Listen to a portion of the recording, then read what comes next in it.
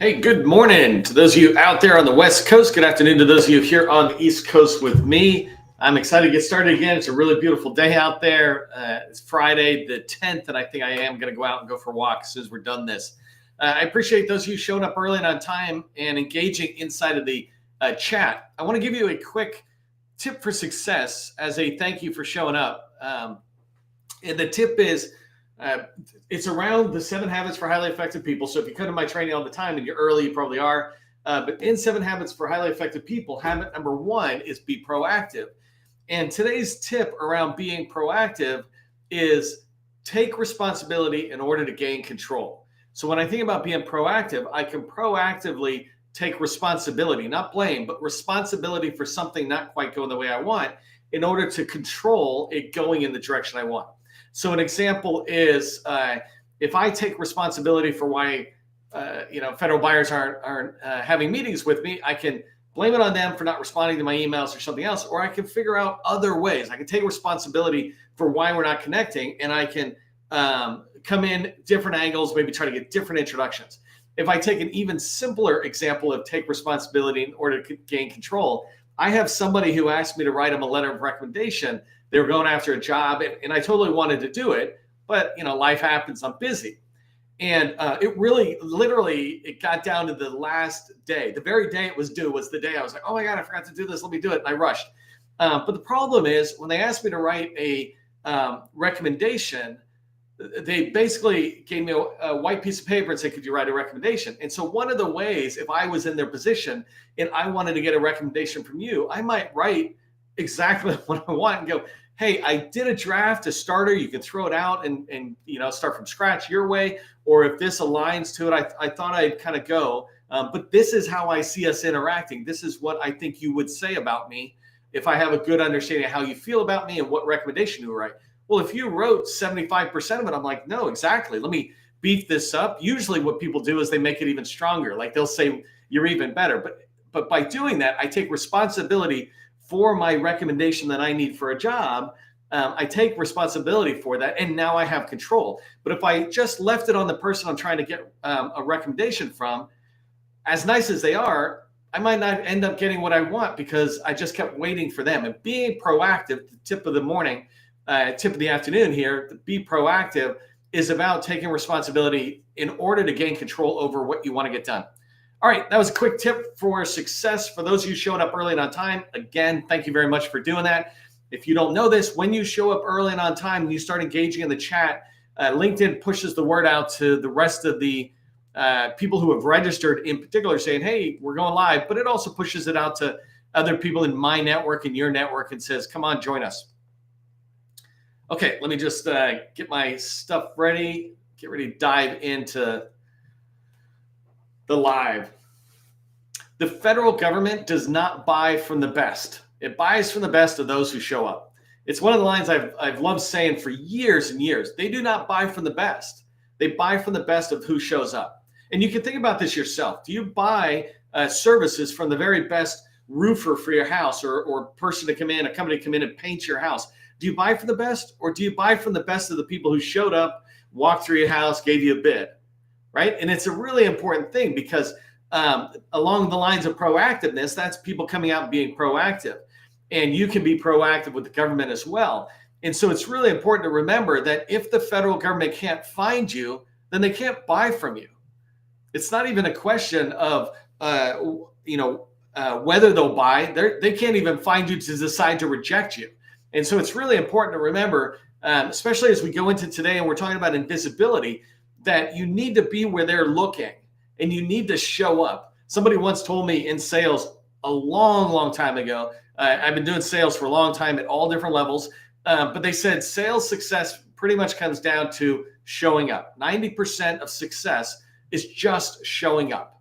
If you show up day after day after day, we're going to get better. We're going to learn more. We're going to develop our skills. We're going to get experience as we develop those skills. We're going to get more comfort out there in whatever we're doing. And so visibility and sales in the federal market, it's the same thing. It's showing up. But sometimes you need to show up when they're looking, not just when you're looking. And I'll talk about that today. But I want to make sure that as we move forward, you're doing what needs to be done so that you can get found by federal buyers. I want you to stop hiding from the federal buyers and make it easy for them to find you, right? I'm okay getting rejected. What I'm not okay with is not being seen in order to be rejected. I'd rather have a chance at being accepted and rejected than never even considered.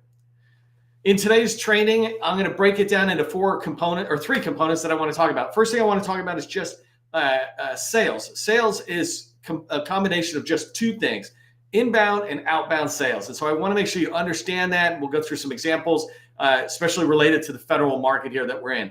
Then I'm going to talk about what's holding you back, what's making you invisible, and how can you fix it. I'm going to use some examples, and then I'll point you in the direction of where you can go fix all this stuff on your own. But your invisibility is not because you're not spending $25,000 on a fancy website, or you're hiring me or my team or anybody else. No, you can make yourself visible. You don't need to spend any money to do this. You just need to do some basic things. And we're going to talk about that. And then I'm going to wrap up with not just on small business professionals and contracting people who are doing most of the market research, right? That's that second bullet where you're invisible. But how do you really start increasing your visibility with program office personnel? How do you reverse this kind of idea that you're hiding from program office folks? I'm going to give you a couple of tips as we dive into that. If you don't know who I am, my name is Neil McDonald. I am the president of the GovCon Chamber of Commerce. I am co-founder of GovCon in a Box, which I'm super excited about. I want to welcome you to my federal sales training, where I provide tips for success in the federal market. I spent 20 years in the federal market as a small business owner after I got out of the Army. And since 2018, I've been helping people like you and teaching people like you that government contracting is not a secret. It's just a process. When we follow a process A to Z, we're going to have repeatable, predictable results. This is what I want for you. You can have this in all aspects of your government contracting business. If you haven't done so already, make sure you subscribe to our government contracting success newsletter. It's the largest newsletter for government contracting on LinkedIn, and we're constantly providing great value. Today, I just released another newsletter article, and this one is around the Air Force. There's an organization called the Air Force Space Force Association, and you can go look. I put links in there, but they put out this almanac every single year, and it's just got a ton of good information. And one of the things they have is this way of looking at the organizational structure of the Air Force. I use this when I think about which echelons, go read it to learn what that means, right? Which echelons I want to be targeting when I'm trying to get into the Air Force, as an example. So that was today's article, and it's a great one in there. All sorts of interaction. Speaking of the third bullet, where I'm going to talk about saying, quit hiding from the program offices, et cetera. The last time I posted something related to this, I had Air Force senior leadership. You're talking about assistant secretary levels coming in, engaging. Some of them are very supportive of the fact that I'm sharing it. They're thanking me. Others are like, well, hey, you need to think about this and this, which I love, because I'm like, okay, now I'm thinking about that. I appreciate it. But you can engage with those people on my newsletter as a way to start your own relationships or networking with them. The last thing on this slide is make sure that you're registered for Monday's virtual networking event. You can go to govconinabox.com/networking, and you will find the link to be able to sign up. You'll sign up here. It's free right here on LinkedIn, and then we take it to Zoom, though, on Monday. Love to have you in there. I think we got almost 200 people registered, and it's a great way for you to network with others. Right here, you're networking in the chat, and you got to follow on. Over on Monday, we'll do it face-to-face. We'll all be on camera, so it'll be exciting. If you haven't figured it out, I talk at a fire hose pace. Hey, congratulations to the companies that are in the 100 Club. These are companies that have a score of 100 out of 100, a federal visibility score, meaning they have done what it takes in the federal government's tools to make sure they're fully visible in there. And so there's 120 companies that have this score out of 360,000. By the end of January, I want this number significantly higher, right? Let's at least get to 170. And if you're on here, and I got almost 100 people between Twitter and YouTube and LinkedIn on here, if you're on here, let's get you to 100 score. If you don't know what to do, when you're on GovCon in a Box, just go to the bottom right hand and it says need help, submit a help ticket, and we'll be right there trying to help you get visible. But it's free. I just provide the guidance for you at govconinabox.com, and me and my co-founders will help you out there. It's funny. I beat up my kids, and not literally, but I beat up my kids all the time when they say me and my friends. It's my friends in I got to get my grammar right. All right, I'm in a good mood. It's Friday. I'm happy, and I got a good topic, and I really appreciate you being in here because it gives me energy. All right, so let's talk about inbound, outbound sales. In sales, it doesn't matter what kind of sales it is. There's only two elements to sales. Inbound, meaning they are knocking on your door, or outbound, you are knocking on their door, right? So outbound, you go knocking on doors. Inbound, they come knocking on your doors. I did vacuum cleaner sales when I was younger, and we had a store, but all of us would start at 8 a.m. and go knocking on doors. When we went to knock on doors, that was outbound. When people visited our store because they wanted an Electrolux vacuum cleaner, that was inbound. And so we want to increase inbound out there because there are way more federal buyers than you could ever reach. I put here that there are more than 400 or 500,000 federal buyers. And just to give you some numbers on how that's a reality, in the Department of Defense, basically half of the federal government, in the Department of Defense, they have 185,000 people in acquisition-related jobs, meaning contracting officer, contract specialist, et cetera. And then you have all the program offices, all these other people who have the need. Well, they are also buyers. They're the program office who might be going out and looking for your elevator services to try to learn what they do, or your cybersecurity services, right? And so there's all these buyers in there. But if you take 185,000 for the DoD and you just figure it's double that for the civilian agencies, you're up there close to 500,000 without even going into all those extras. You can never knock on all their doors, right? How many doors could you knock on? Think about this right now. If we knocked on, and knocking on a door could be something like picking up the phone and calling them, but it really gets to having meetings. It's not just sending a flyer like advertisement, but it's this idea of having engagement of some sort. Maybe you can do 10 a day, right? I mean, you can send a ton of emails, but that's not really inbound or outbound sales. It's when you're getting a call, even if it's a 5-minute phone call and then they reject you. That's great. That's outbound. But how many could you do? 10 a day? If you talk about 10 a day times 220 days, which is, I think, the average work year in days, you're basically talking about 2,200. Let's say 3,000 people you can reach out to out of 500,000. And so we need to get the federal buyers knocking on our doors. And if you were here right from the beginning, where I talk about take responsibility in order to gain control, and responsibility does not mean blame. It means I take responsibility for making sure my buyers and I connect, right? That we come together. And so when I say I take responsibility, then I start thinking, well, what can I do? Not what can they do? What can I do? Well, I'll actually share some tips on what you can do. I don't want to jump ahead of myself. But we do want to increase that. So if you understand this, by the way, just put inbound rocks into the chat. If you understand that inbound sales is them knocking on your door, and you want more federal buyers to be knocking on your door, and you do, right? You want more of them coming in, put inbound rocks in the chat.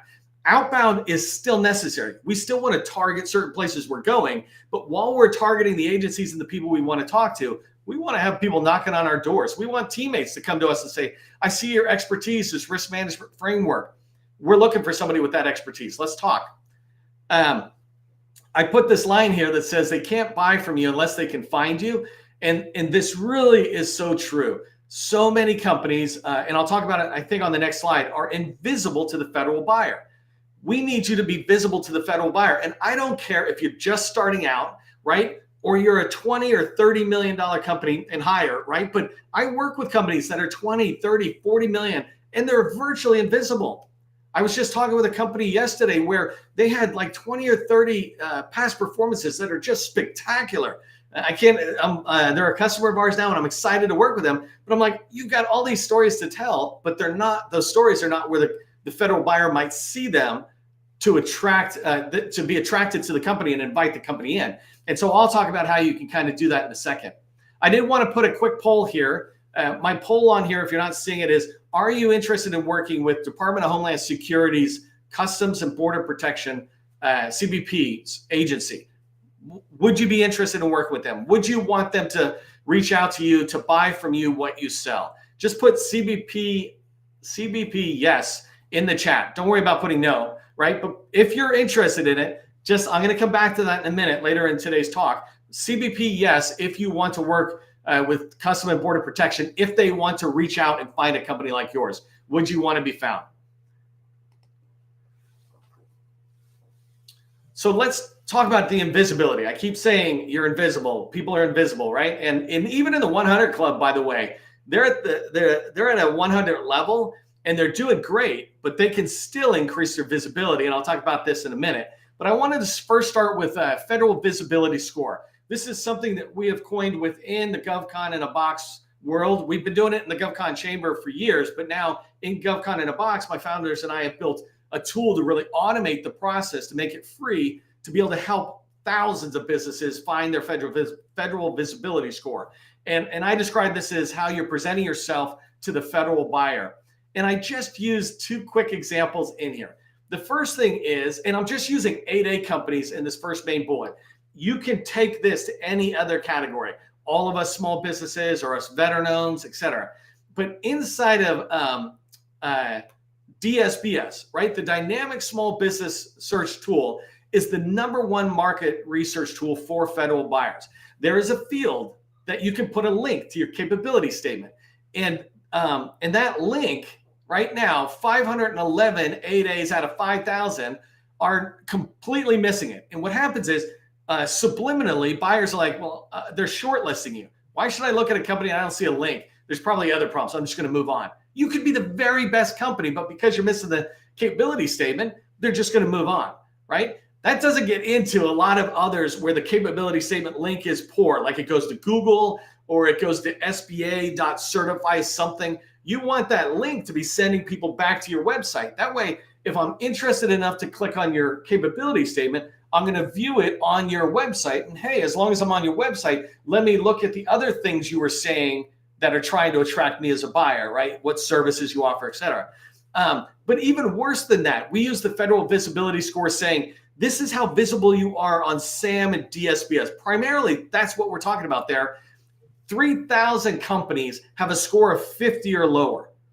That's completely invisible to the federal buyer. And then if you look at 70 or lower, the next one, and I say if your score is 70 or below, you're invisible to the buyer. You don't have enough keywords in there or something else. And I'm not beating you up about this. I'm like imploring you to go fix it. You can fix this yourself. You can literally fix it for free today, right? You don't even have to wait later. If you've got some SAM updates you have to do, it might take you 2 or 3 days for it to register. But the changes we're talking about for visibility are really straightforward. Something as simple as, do you have the right keywords and enough of the right keywords so that if somebody is looking for your company, what are the top 3 keywords they should be searching? What are the top 10 keywords they could search for that find you? You want to make it easy for them to find you. This is what I'm talking about with inbound sales. If they do a search on a keyword and one of yours comes up, they will find you. You'll come up on a list. And then if you look at this, though, 5,000 companies have a score, 8A companies have a score of 70 or less.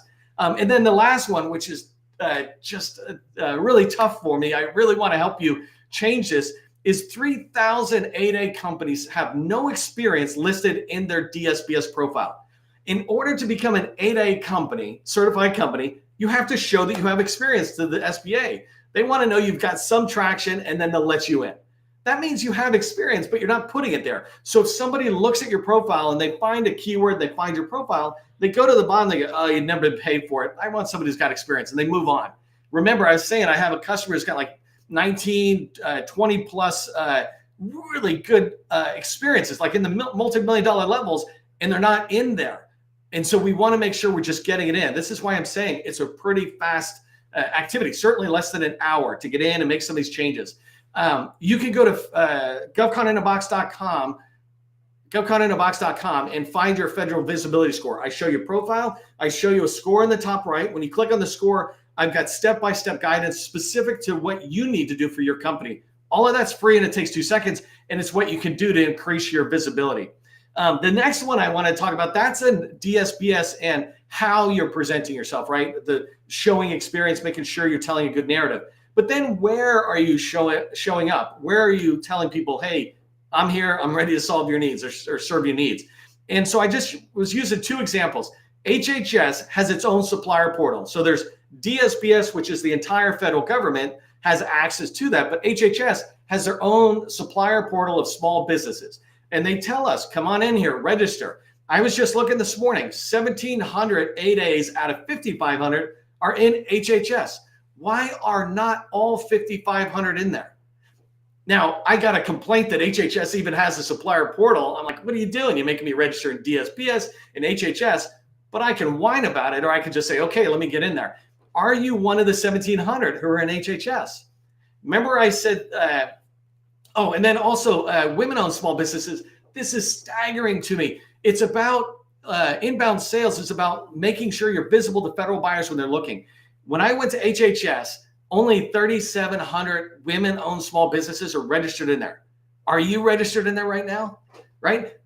3,700 companies out of 13,000. That means 10,000 SBA certified women-owned small businesses are not in HHS. And so if HHS federal buyers are looking for a company like yours, they may never find you because they find enough competition within their own supplier portal. And then if you take it to the amount of companies that self-certify as women-owned small businesses, in DSPS, there's 188,000 out of 360,000 small businesses that are active right now. 188,000 self-certified women-owned small businesses, yet only 3,000 are in HHS.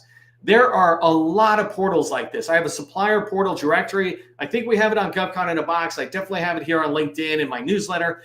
You can check it out. But it's NASA. I helped NASA double the size of their database just by putting the word out like this. You can go in. CBP, I was just talking about that, right? I think that's my next slide.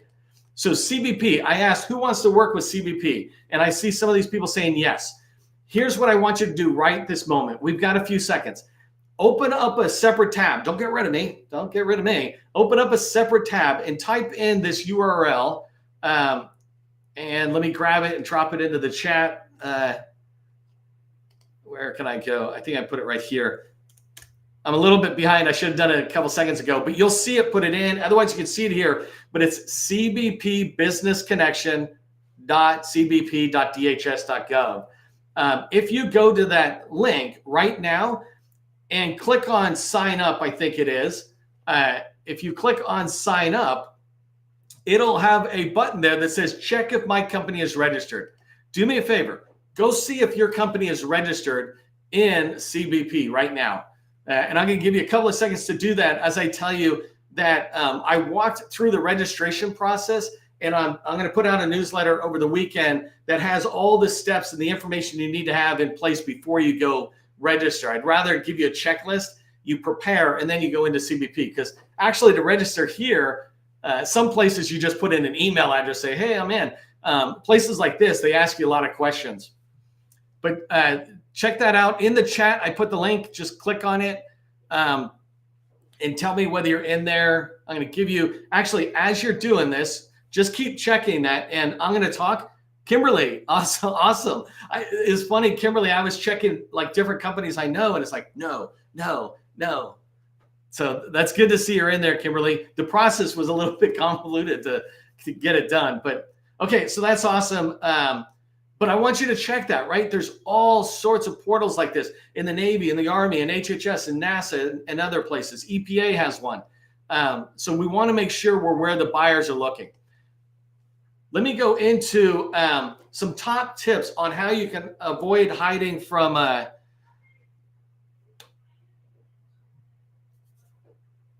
Bill, right? It's sorry, I don't generally read chat because I get off track, but Bill's right? It's a little convoluted, but it has 3 buttons, and the one that says check to see if you're in there. Yeah. So there you go. I see some of the other ones coming up too. Okay, and Graham, I'm glad to see you in there. When I do the training, actually, Kami, you'll see that Graham's my example because I worked with your colleague Nina, who's let me use that as an example to register in there for the newsletter.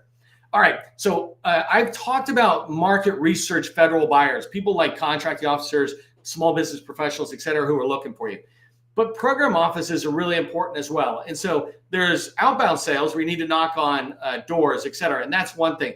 But I'm talking about how can you stop hiding from program offices? And really what I mean is how can you be visible to federal buyers? How can you start being visible?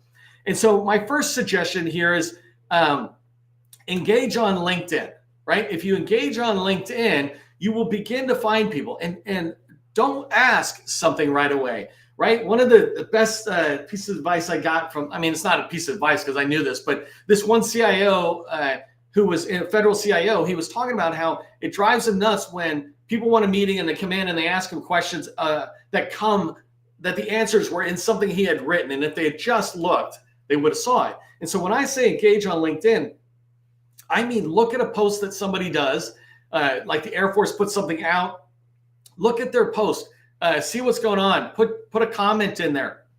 An example is State Department. I think they just changed their website. Cecilia was mentioning that yesterday. They changed their website for small business. Well, you might engage on that post that's on LinkedIn and that kind of activity. So you can do some engagement like thumbs up, but everybody does that. Try to comment. The second one I have here is make sure you're responding to RFIs and sources sought. I am a massive fan of responding to RFIs, right? Sources sought sometimes, they're still good. They're still necessary, but they're not really going to flow downhill to the program office. But if you're looking at opportunities or sources sought in RFI notices that are asking you more about the approach or what do you think about the PWS requirements, those are a gold mine for getting in the door with the program office, because when that response comes in, those people are going to get that response. If they're not, then the government is abusing small businesses. But when we write responses to how do you feel about the PWS, et cetera, that's going to go down. And if you write good responses, now you're increasing your visibility. You do several of those in the same agency and you start opening doors for yourself. And the last one is create content that they would value. So an example is, I want to serve you. A piece of content, well, this live training is a content, right? But this weekend I was saying I'm going to drop the step-by-step guide for registering into CBP as a newsletter. Well, there's an article that I'm going to drop that you're going to value. Like, oh, thanks. Oh, you saved me from going in, running into roadblocks, and then coming out by giving me a checklist of what I should do before I go in. Thanks, Neil. You're the best. Right? Well, you want to create content that same way. I was talking with somebody who's doing staffing and recruiting, et cetera, saying, well, create a checklist, a simple checklist of top 3 things you should think about when hiring somebody, top 5 ways you can find candidates and attract them, et cetera. You can create content that they would value. Not only can you post it on LinkedIn, but you can send it in. If you know who the program office is, you know, hey, I was reading this article you did. I thought you guys might value this. And you do no sales. You just, I mean, it literally is sales, but no salesy stuff. You're just sending them value. And if you do that, you're going to gain visibility, which decreases the hiding factor you have with program offices. Okay, so here's what I want you to remember from today's training, because we're talking about visibility and stop hiding from federal buyers. The first thing I want you to do is go to govconinbox.com and check your visibility score. You don't have to do anything to check that. If you want guidance from me, click on the score and you become a free member, but it's just because I protect the details of the score to only you and your personnel in your company. But click on that and update your marketing assets, DSPS, et cetera, and get your visibility score to 100. So check your score, get it to 100 following the guidance we provide. And then the last thing is go register really quick in HHS or CBP. Make sure you're moving forward on a regular basis every week, registering somewhere else, so that while you're busy proactively going into a target agency, you have inbound sales opportunities that could come to you and serve you. All right, hopefully you found this valuable. If you did, throw inbound rocks in the chat once more, just let me know. We have a networking event, a virtual networking event on Monday. Hopefully you've registered. There's almost 200 people in there. We bring you in and then we break you out into rooms so you can meet people, network with folks, and then go away and have new networking relationships. And so it's awesome. It's for government contractors in our world. So make sure you register. I put the link, if you scroll to the very top of the chat, I put the link to registering, but basically it's govconinbox.com/networking, govconinbox.com/networking. All right, register for that. I'd love to see it. I love it because I get face-to-face when we get there. As you head into your weekend and you're finishing up Friday the 10th, or if you watch the replay, just remember, government contracting, it is not a secret. It's just a process. I will see you in the next training.